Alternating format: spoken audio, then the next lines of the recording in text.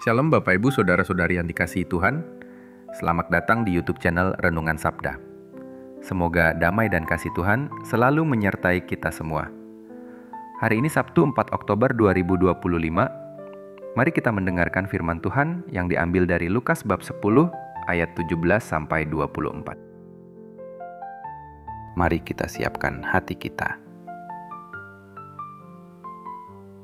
Aleluya, aleluya, aleluya. Bersukacitalah karena namamu terdaftar di surga. Aleluya, aleluya, aleluya. Inilah Injil suci menurut Lukas. Pada waktu itu, ke-70 murid Yesus kembali dari perutusannya dengan gembira dan berkata, "Tuhan, setan-setan pun takluk kepada kami demi namamu." Lalu kata Yesus kepada mereka, "Aku melihat iblis jatuh seperti kilat dari langit. Sesungguhnya aku telah memberikan kalian kuasa untuk menginjak-injak ular dan kalajengking, dan kuasa untuk menahan kekuatan musuh, sehingga tiada yang dapat membahayakan kalian.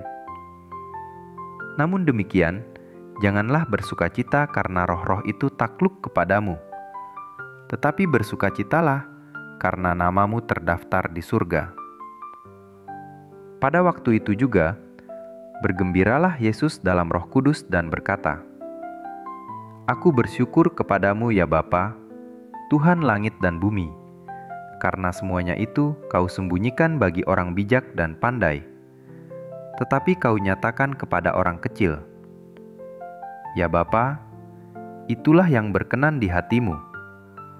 Segala sesuatu telah diserahkan kepadaku oleh Bapa-Ku, dan tiada seorang pun yang tahu siapakah anak selain Bapa, dan siapakah Bapa selain anak, dan orang yang kepadanya anak berkenan menyatakannya." Sesudah itu, berpalinglah Yesus kepada para murid dan berkata, "Berbahagialah mata yang melihat apa yang kalian lihat.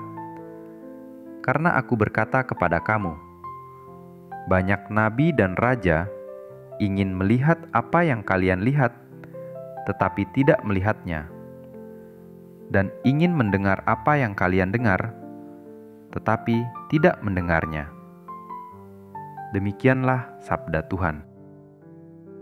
Saudara-saudari terkasih dalam Kristus, Injil hari ini menceritakan kembalinya 70 murid yang diutus Yesus. Mereka pulang dengan penuh sukacita karena kuasa Allah nyata dalam pelayanan mereka. Bahkan setan pun takluk dalam nama Yesus. Namun, Yesus mengingatkan mereka, janganlah hanya bersukacita karena kuasa dan keberhasilan yang mereka alami, tetapi bersukacitalah karena nama mereka tercatat di surga. Di sini Yesus menegaskan bahwa ukuran sejati keberhasilan seorang murid bukanlah pada banyaknya mujizat, bukan pada kekaguman orang lain, melainkan pada relasi yang mendalam dengan Allah. Yang terutama bukanlah apa yang bisa kita lakukan, melainkan siapa kita di hadapan Allah, anak-anak yang dikasihinya.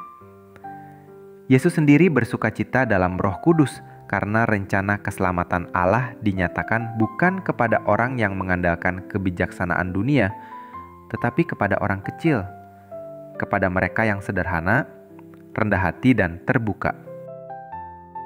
Hanya hati yang rendah seperti anak kecil yang mampu menerima kasih karunia Allah. Saudara-saudari, pesan Injil ini mengajak kita untuk memeriksa kembali motivasi iman kita. Apakah kita mencari tanda-tanda spektakuler? Apakah kita bangga karena merasa hebat di hadapan orang lain? Ataukah kita sungguh bersukacita karena kita dicintai Allah dan dipanggil menjadi ahli waris kerajaan surga? Yesus menutup dengan sabda penuh harapan, "Berbahagialah mata yang melihat apa yang kalian lihat." Kita adalah orang-orang berbahagia karena melalui iman kita melihat dan mengalami Yesus yang hidup, hadir dalam sabdanya, dalam sakramen, dan dalam sesama kita. Maka marilah kita memohon rahmat agar sukacita kita bukan bersumber dari keberhasilan duniawi, melainkan dari kasih Allah yang menyelamatkan. Semoga hati kita selalu sederhana, terbuka dan rendah hati, sehingga kita sungguh layak menjadi murid-murid Kristus yang sejati. Amin. Marilah kita menutup renungan ini dengan doa singkat. Dalam nama Bapa dan Putra dan Roh Kudus, amin. Tuhan Yesus yang baik, kami bersyukur atas sabda-Mu hari ini.